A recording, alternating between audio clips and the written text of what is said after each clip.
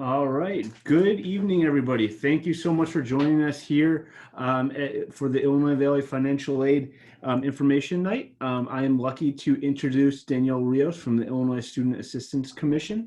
She'll be going over some PowerPoint with us about the financial aid process, as you can see. Just a few housekeeping notes. If you have questions, you can enter them in the chat. I will answer those as we go along. Also, this is being recorded for financial aid information. So if you have questions or you know a friend, family member couldn't view this, this will be on our website, either in the financial aid or the admissions portion of ivcc.edu. So again, if you have questions, put it in the chat. My name is Eric Johnson. I'm the Director of Financial Aid here at IVCC. And then without further ado, I will turn it over to Danielle Rios, again from the Illinois Student Assistance Commission. Thank you, Eric. So yes, my name is Danielle Rios. I am from the Illinois Student Assistance Commission, otherwise known as ISAC. And today I will be talking to you guys about financial aid and then also, how to apply for it. So ISAC is a mission-driven nonprofit agency that administers scholarship, grant, loan, and prepaid tuition programs. We're providing Illinois students with information and assistance to help make education beyond high school accessible and affordable. So today I'm going to be mentioning college a lot. So when I mention college, I'm talking about an institution of higher education that awards a post-secondary degree or credential. So this includes, but is not limited to, universities, community colleges, trade schools, and more. Colleges offer different types of degrees and certifications that do vary in length. So for example, you have vocational, trade, associate's degrees, which typically would range anywhere from 2 years. Sometimes vocational and trade programs may take less time depending on the program. And then your bachelor's degrees take approximately 4 years to complete. And then a master's take an additional 1 to 3 years beyond the bachelor's, depending on the program. So what's the value of a college degree? So there are benefits that go along with the successful completion of any educational goals. So median income increases along with more education, while at the same time, unemployment rates are lower for those with increased levels of formal education beyond high school. So basically what this graphic is showing is that the higher the degree, the higher the pay, and the lower the likelihood of being unemployed, which is what we tell students would be the value of getting a college degree. So now that you're planning to go to college or applying for financial aid, you and your family may have questions such as how much will it cost, can you afford it, and where do you go for help? So to assist you in finding the answers to these questions, you first do need to learn some of the basics, which we'll cover in the following slides. So what is financial aid? Financial aid refers to specific borrowed, given, or earned money that can be obtained from various sources to help pay for college and makes college affordable for you. So it is intended to make up the difference between what your family can afford to pay and then what college costs. So if you do think that you can't afford college, think again, there is a lot of aid out there. So there are two basic types of financial aid. You have your gift aid and then you have your self-help aid.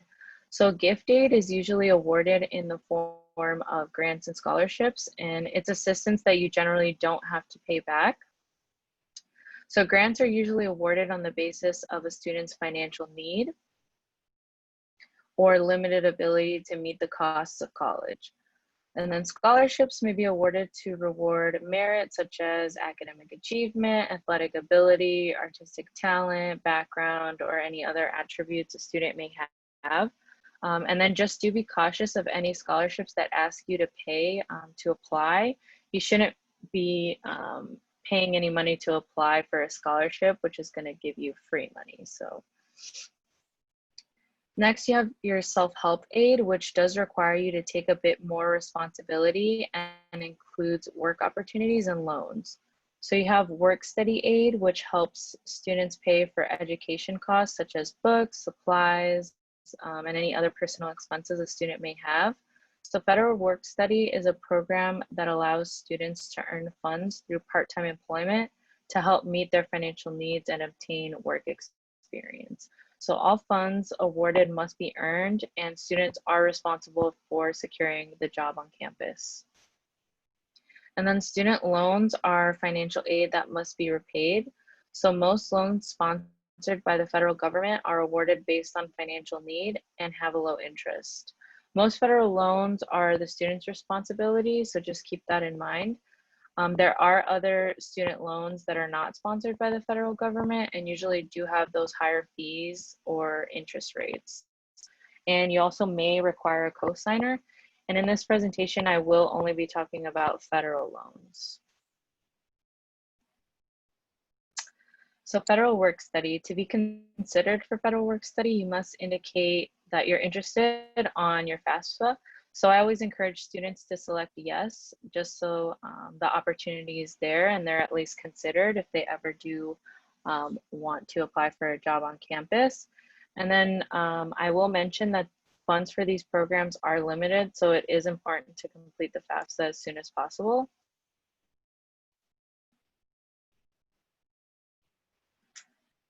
So financial aid does come from a variety of sources. So you have the federal government, federal financial aid programs, which are administered by the U.S. Department of Education. And then you have the state government. So in Illinois, state and some federal financial aid is administered by the Illinois Student Assistance Commission, or ISAC. Colleges and universities, and other higher education institutions also offer financial aid assistance to their students.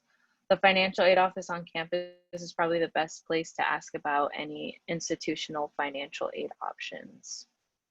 And then you have your private sources. So many different agencies, associations, corporations, and other groups like that may award scholarships to college students. So to access these private funds, there may be different eligibility requirements, award amounts, application forms, and deadlines that may apply. So just be sure to research them early and carefully. And then also, check in with your guidance counselors. Most of the time, they have a comprehensive list of different scholarships, especially those local scholarships.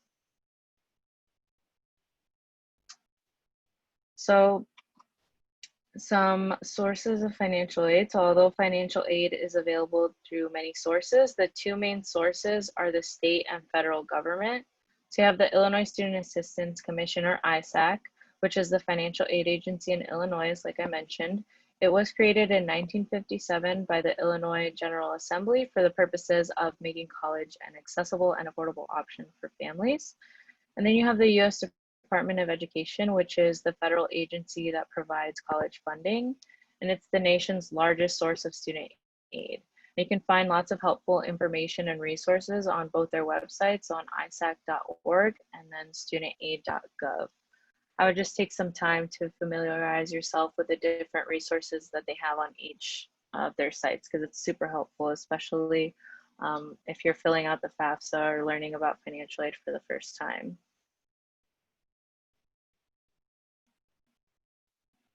So the free application for federal student aid, or the FAFSA, is required to determine a student's eligibility for federal and state grants, as well as student loans and other types of aid that are administered by the college or university. So I will mention some schools may require that a student fills out a FAFSA for some institutional aid. So for example, IVCC, I know for their foundation scholarships, they require that a student has a FAFSA on file. So just keep that in mind. And then by completing a FAFSA, students are considered and may qualify for some or all of the following need-based grants. So you have the Pell and the MAP grant. These are the largest grants a students may be eligible to receive. There may be other grants available from the institution or outside sources, but these are the main state and federal grants for which all Illinois students are considered as long as they complete the FAFSA.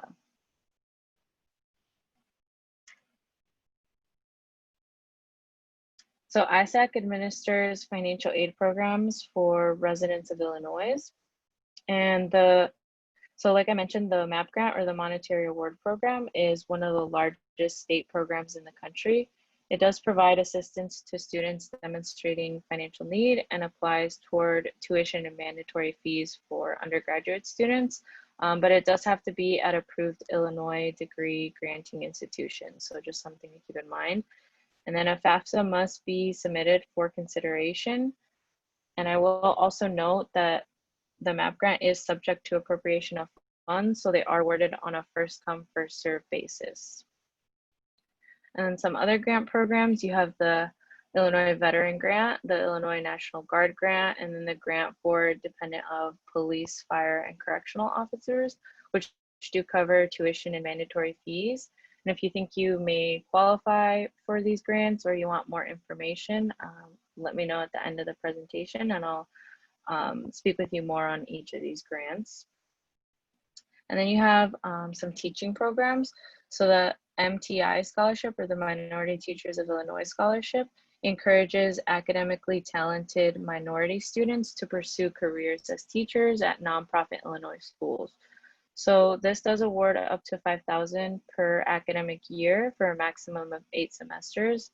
And I will note that for this grant, recipients must sign an agreement promising to start teaching within 1 year for each year of scholarship assistance received. And then you have the Illinois Special Education Teacher Tuition Waiver. So this exempts recipients from the payment of tuition and mandatory fees for up to 4 calendar years at any one of the 12 public 4-year colleges in Illinois. And this grant does encourage current teachers and academically talented students to pursue careers at nonprofit Illinois schools, whether that be public, private, preschools, elementary, or secondary schools. So then I will also note with this tuition waiver that if a teaching requirement is not fulfilled for a teaching program, the funds would convert to a loan with a 5% interest rate. So just something to keep in mind if you're looking into these grants. Then you have the U.S. Department of Education, which I said is the nation's largest source of student aid. So you have the Pell Grant, which is available to undergraduate students and is the largest grant program administered at a federal level. So it may be used for any educational expense, such as your tuition and fees, room and board, and living expenses. Award amounts are dependent on the funding approved by the federal government and are calculated by the college. And then you have the Iraq and Afghanistan Service Grant, which is available to students whose parent or guardian was a member of the U.S. Armed Forces and died as a result of service performed in Iraq or Afghanistan after September 11. Next, you have the Teacher Education Assistance for College and Higher Education, otherwise known as the TEACH Grant. So this rewards undergraduate and graduate level students who are or will be taking coursework necessary to become elementary or secondary teachers. So again, with this grant, recipients must sign an agreement to serve saying that they'll teach full-time in a designated teacher shortage area for 4 years. Next, you have your campus-based programs, which are administered directly by the financial aid office at each participating school. So not all schools participate in all 3 of these programs. So I would just check with a school's financial aid office to find out which programs they participate in. So unlike the federal Pell Grant program, which provides funds to every eligible student, the campus-based programs provide a certain amount of funds for each participating school to administer each year. So when the money for one of these programs is gone, no more awards can be made from that program for that year. So the FSEOG grant gives priority to exceptionally needy students and federal Pell Grant recipients. So this is available to undergraduate students, and the award amount is calculated on the basis of the student's need and then also availability of funds at the college. So the college does determine eligibility, and students are notified via the financial aid award notification if they qualify for this. And then lastly, you have federal work study, which I mentioned. The college determines the annual minimum or maximum amounts for this. And then again, remember that to apply for state and federal financial aid programs, the FAFSA must be completed. So now I'm going to move on to talking about loan programs. So be sure to research your loan options carefully. Make sure that you're aware of these 4 things when exploring your loan options. So what is the source of your loan? Is it a federal loan or is it a private loan? It's important that you know where the loan is coming from. So let's just say that your loan hasn't been posted to your student account, or you have questions about your loan. You're going to need to know who you should contact. So that's why it's important to know the source of your loan. And then is your loan subsidized or unsubsidized? I'll talk more about the differences between subsidized and unsubsidized loans in the next slide, but it is important that you're aware of the types of loans that you borrow. The terms and conditions for each of these loans may be different, so always know what loans you have. And then it's also important that you know your interest rates, because interest rates can be variable or fixed and can also vary depending on the type of loan. So knowing your interest rate will help you know how much money you'll owe in the long run. And then repayment options and grace period. So these typically apply only to federal loans, not the private loans. The federal government offers many different repayment options that allow you to lower your monthly payments based on your income. So there are also options that allow you to make smaller payments or stop your payments in the event of unforeseen circumstances, such as a job loss, illness, disability, or any other acceptable circumstance. The grace period, on the other hand, is a set amount of time given by the federal government before you're required to start making payments after you graduate or separate from your institution.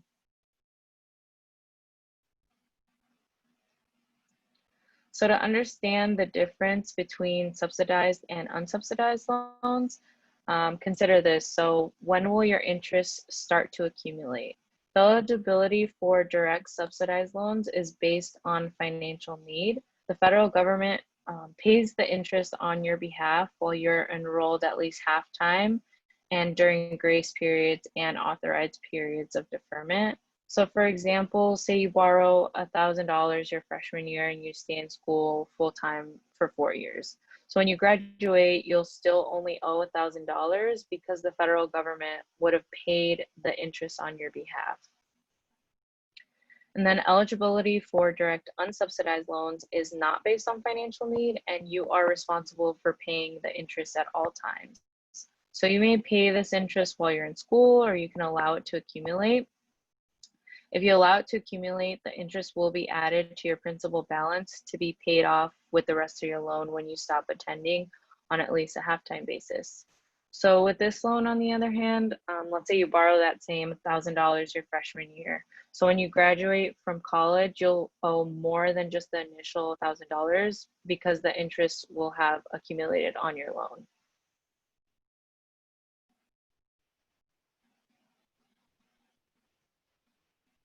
So direct subsidized and unsubsidized loans are offered to undergraduate students at the same interest rate, and they also receive a 6-month grace period.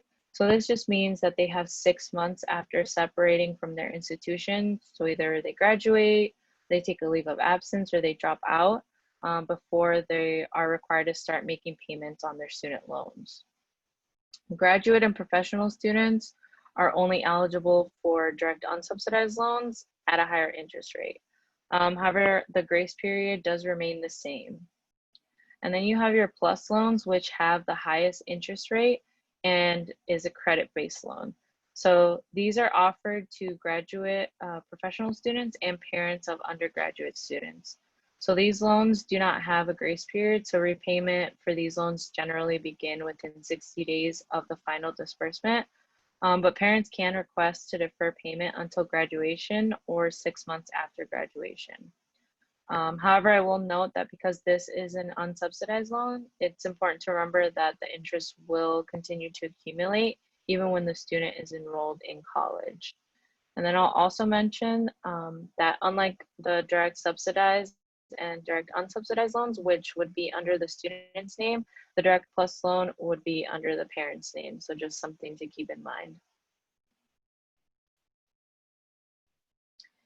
And then there are limits to how much money you can borrow from the federal government loan programs. As you can see in the slide, the amounts that a student can take out in subsidized and unsubsidized loans varies depending on the year that they're in school. So their first year, they can't take out as much. Then their second year and third year, that amount goes up. And then also depending on whether the student is a dependent student or independent student.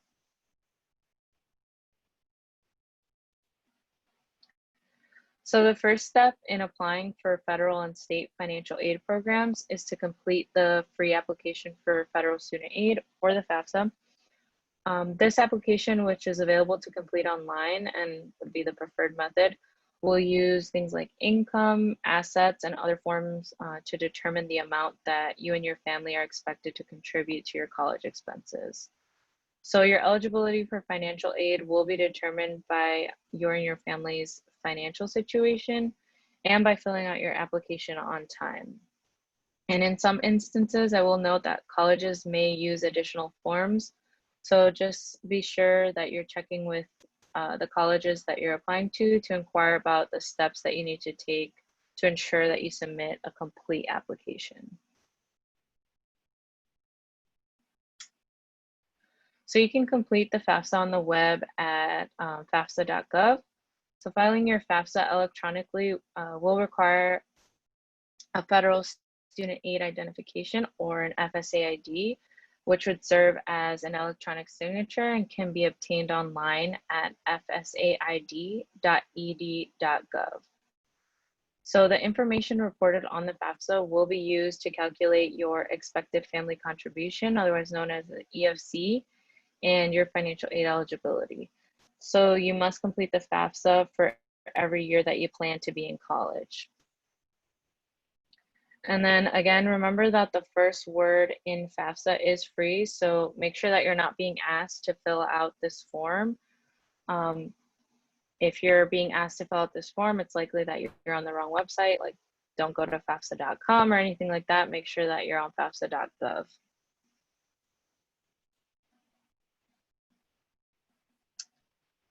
And then students who are not eligible to complete the FAFSA can complete the alternative application at isac.org/alternative app. So filing an alternative app electronically does require a PIN for an electronic signature. So to obtain a PIN, all applicants must provide an email address. And then questions on the alternative application are also, for the most part, the same as the ones on the FAFSA. And information reported on the alternative application will be used again to calculate an expected family contribution and financial aid eligibility. So again, students must complete an alternative application for every year that they plan to be in college. And I will note that this application is typically for students that aren't eligible to fill out the FAFSA. So typically undocumented students or transgender students. So if this doesn't apply to you, then you would fill out the FAFSA.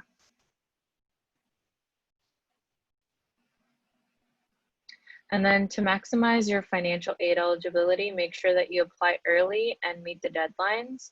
The FAFSA first becomes available October 1st each year, so it's open now. It's open to high school students and college students, high school seniors, sorry, and college students who are US citizens and eligible non-citizens. So completing the FAFSA is important because, like I said, it does determine the eligibility for federal and state financial aid programs that I mentioned earlier. And it also is used by colleges and universities to award institutional aid. So like I mentioned, IVCC and their foundation scholarships. So remember that the colleges do set or may set their own priority financial aid deadlines, and these will often be earlier in the year. So just check with your college and their financial aid office.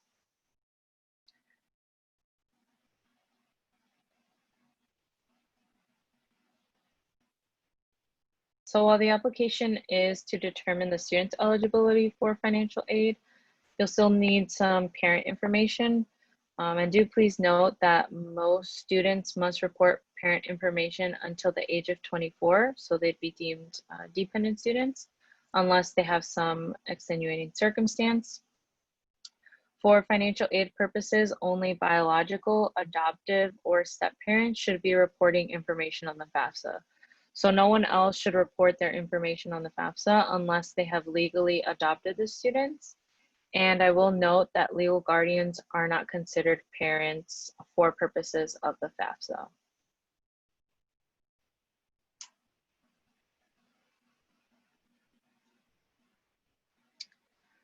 So some information that you'll need to fill out the FAFSA, social security numbers. So parents who don't have a social security number must enter all zeros under that where it asks for their social security number. So alien registration numbers, if the student is not a US citizen, you'll need that. Your federal student aid or FSA ID to sign the FAFSA electronically. And then for the FAFSA and alternative application, depending on which one you're filling out, you'll need your 2019 federal tax returns, your W-2s, any other records of income, banking statements, and records of investment. Again, if this is applicable, records of untaxed income, if applicable, and then also lists of colleges that the student would like to attend or is interested in. You can always go back and add schools.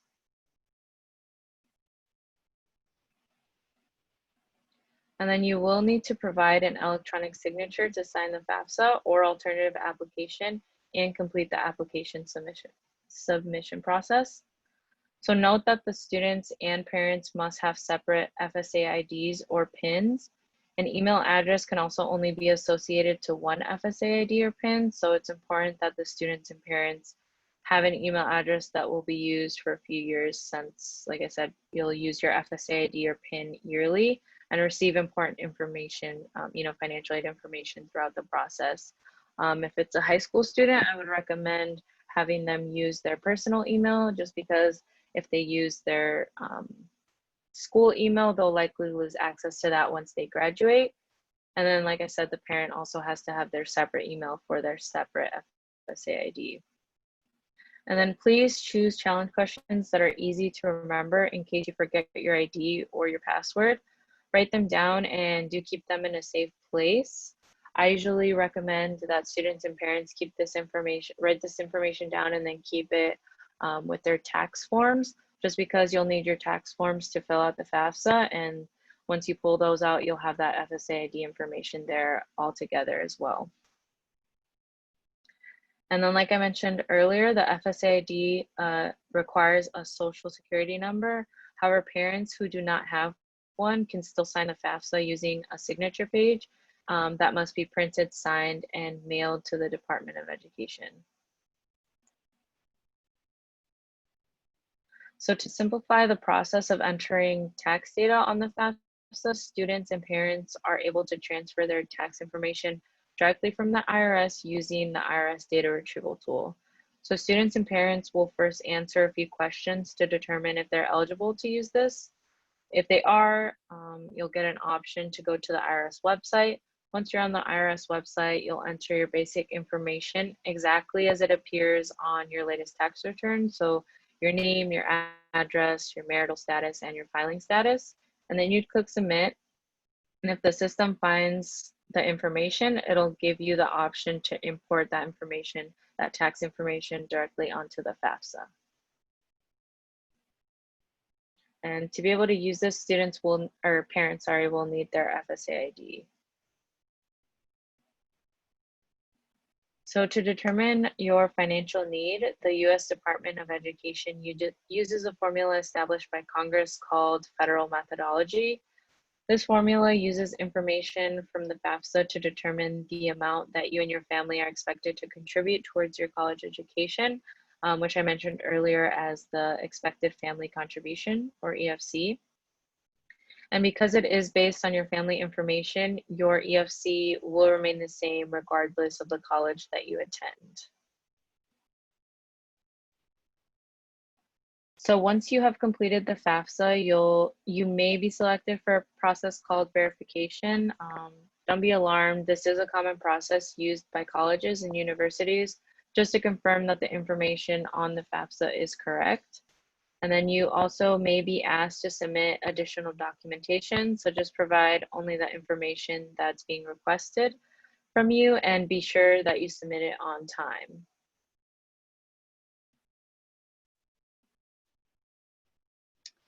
So let's start off with what it will cost to go to college, also known as the cost of attendance. So this is generally an estimate of expenses that students may incur while attending college for the year. So some common expenses included in the cost of attendance are things like your tuition and fees, your living expenses, room and board, books and supplies, and then transportation. So your cost of attendance will differ from college to college. And this is true just because there are different types of colleges, the programs they offer, and then also, the room and board options that they offer. And then of course, the cost of attendance will vary by school, but it's also important that you keep in mind that the number is only an estimate, and what your family ends up paying or may end up paying is generally less depending on a variety of things. So things like direct expenses versus indirect expenses. So you have your tuition and fees, which are usually locked in direct expenses. There's really no wiggle room there. You have to pay that. Room and board could be either direct or indirect, depending on if your student is, if they're staying in a dorm, those rates are usually already set by the college and, there's no wiggle room there. But then if it's an indirect expense, that would be like if your student is looking to live off campus and maybe looking for a cheaper apartment, maybe looking for more roommates so they don't have to pay as much for rent. And then some other indirect expenses where there's wiggle room, transportation, books and supplies, and then, other living expenses. So for transportation, does your student need to take their car on campus and spend on gas, or can they use public transportation? Can they walk to class? Can they carpool? Things like that. And then books and supplies, there's ways to save there. Maybe renting books instead of buying the books, or buying them off Amazon or websites like Chegg for cheaper than it would be to buy it from the school's bookstore. And those are ways that cost of attendance can come down, right? So to determine financial needs, colleges will subtract your EFC from their cost of attendance, and then that would calculate your financial need. So at each college, the financial aid office will calculate your financial need by subtracting the EFC from the cost of attendance. So the EFC will be the same at each college, but the cost of attendance will differ from college to college. So just keep in mind, cost of attendance varies, EFC remains constant, and then the financial need may vary based on the college or university. So colleges will combine all sources of aid available to try to meet your financial need. However, in many cases, the college may not be able to meet 100% of your financial need. The difference between the financial need and the amount of financial aid offered by the college is often known as the gap, which is the family, which the family will also be responsible for paying out of pocket. So the examples on the screen show how financial need is calculated and how it will vary from college to college based on cost of attendance. Remember that your EFC will be the same at each college, as you can see, but your cost of attendance will be different. So as a result, your financial need will not be the same at every college. And I will mention that it's important that you don't let the sticker price of a school scare you. Apply to a variety of different schools. Sometimes the most expensive schools may also end up being the most affordable, as they may have more funds available to award. And then also, again, you don't really know what your out-of-pocket costs will be until you do receive that financial aid award letter. So just apply to a variety of colleges, like I mentioned. So after you complete the financial aid application process, the financial aid administrators at each college that you're considering will package all available aid options and send an award offer for you to consider. So because each college has its own packaging policy, the types of financial aid offered to you will probably vary from college to college. And the financial aid offer may include a combination of financial aid programs from different sources. So it could be grants, it could be scholarships, work study, and or student loans. And then as you do review the award offers, consider, like I said, the cost of attendance, the EFC, your financial aid eligibility, the types of financial aid programs offered, and then again, your anticipated out-of-pocket cost. Ideally, you want to look for those award notifications that include more gift aid versus like loans, because the gift aid is money that I said, you typically won't have to repay. And then once you do start receiving those financial aid award letters, if you'd like to compare them, we also at ISAC have a good resource. It's up here on the screen, studentportal.isac.org/finaid, which can help you kind of compare all those different award letters if you're applying to a variety of colleges. So just some FAFSA tips and reminders. As you make your way through the financial aid process, keep this in mind. Apply early. Information reported on the FAFSA, again, is confidential and used only to determine your financial aid eligibility. You may be asked to submit documentation to the financial aid office for verification purposes. So just make sure that you're checking in on that and submitting that on time if you're being asked to submit any additional information.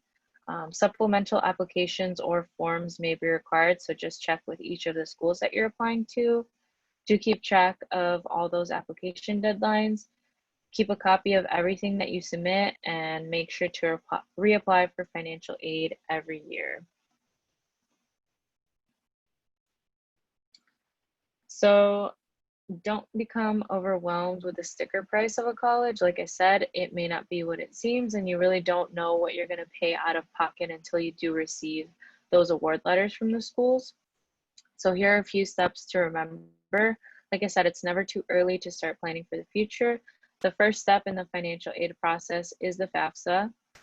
Do review, once you receive, make sure that you review and edit your student aid report as appropriate.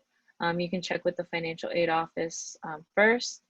If you are selected for verification, submit any necessary documentation, like I mentioned. Consider all your award offers so that you're able to make an informed decision. Make sure that you're responding to college offers by their designated deadlines. So even including those colleges that you decide not to attend, make sure that you let them know that you're not going to attend. And then do advise your schools, your financial aid offices of any outside scholarships that you had, so that can be applied to your financial aid award package. And then again, renew the FAFSA every year that you plan on being in college. So visit the ISAC student portal for additional resources on things like scholarships, college search, money management, and college planning in general. This is a great resource. So one that I'll point out that I like to mention is College Greenlight. It's a great tool for a college and scholarship search. So students can go on here and create sort of a profile with all their information, their interests, and it'll match the students to different scholarships and colleges based on things like, major, their grade level, their interests. And it just kind of helps the students and gives them a comprehensive list of scholarships versus them spending loads and loads of time sifting through thousands and thousands of scholarships that they may not be eligible for or interested in. This just matches them to those scholarships. And then ISAC's mission is for all Illinois students to have access to a higher education. So please do take advantage of the resources that are available on our website, as well as those available through the Department of Ed. A lot of information and resources is available on each of these websites. So do take a minute to look through their websites. I'll leave this up for a second if anyone wants to take a screenshot.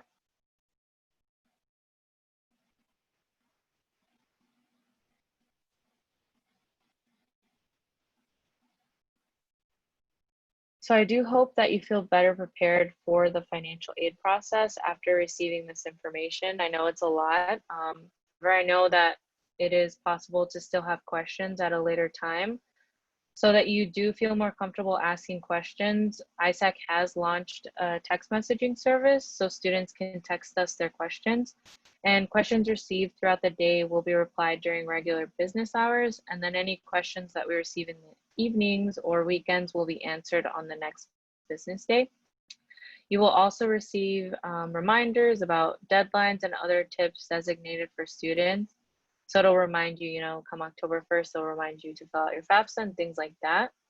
And then to get started, just pick the area code closest to you and text us your name. So ours would probably be the 815 number. And this is an actual person manning this text messaging service. And then if you do have any questions now, I'd be happy to answer them. Otherwise, you are welcome to contact me via phone or email at a later time as well. Or if you want me to go back to a certain slide, let us know in the chat. But yeah, we'll open it up to any questions. Let's have them. Awesome. Well, thank you so much, Daniela. I'll just end and recap a couple different things that we have going on here at IVCC. So again, like Daniela mentioned, is to do the FAFSA as soon as possible. If you need help completing those, we will be at the Ottawa campus on October 21st from 5 to 7. We also offer completion times here on campus on October 22nd, November 5th, and November 19th from 1 to 3 in the Learning Center. We will also be reaching out to any students who completed the FAFSA and added our school code on them in March with their award letters. That is a tentative date. If you do add our school code and you don't hear anything from us in March or February-ish, give us a call to make sure we received it. And we can give you some more information then. If you don't receive a award letter, potentially you could receive additional documentation that Daniela had mentioned earlier too, called verification documents. It's very important you get those into us as soon as possible. But that is a little farther out. The biggest thing I want to recommend doing is completing the FAFSA as soon as possible. Again, if you have questions, enter them into the chat. I will unmute everyone now if you have specific questions. But until then, let's open up for questions and let's see if anybody has anything. I believe you have to unmute yourself. I don't think I can unmute all of us at once. So if you have a question, feel free to unmute and ask or type it in the chat.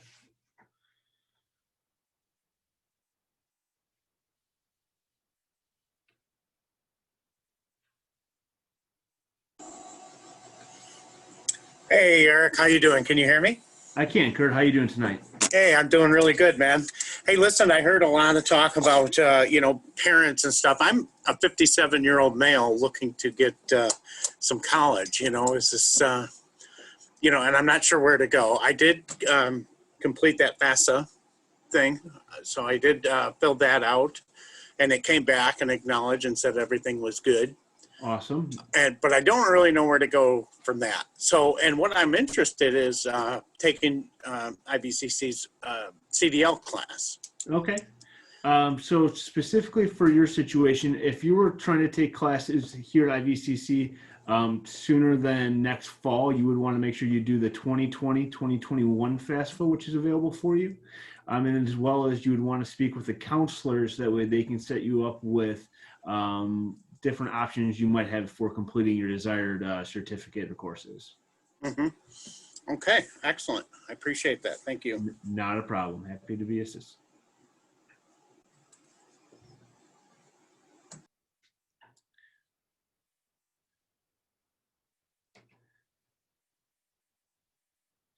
If you guys don't want to ask questions here, my contact information is on ivcc.edu under admissions and aid and financial aid.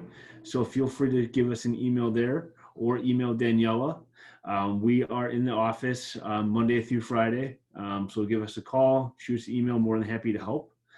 Again, I want to thank Daniela so much for coming or doing this virtually with us and taking her time tonight, as well as you guys for joining us. If you have any questions, feel free to email us or call us, and everybody's happy to help. So thank you so much, guys. Awesome. Eric, Danielle, thank you so much. Thank you, guys.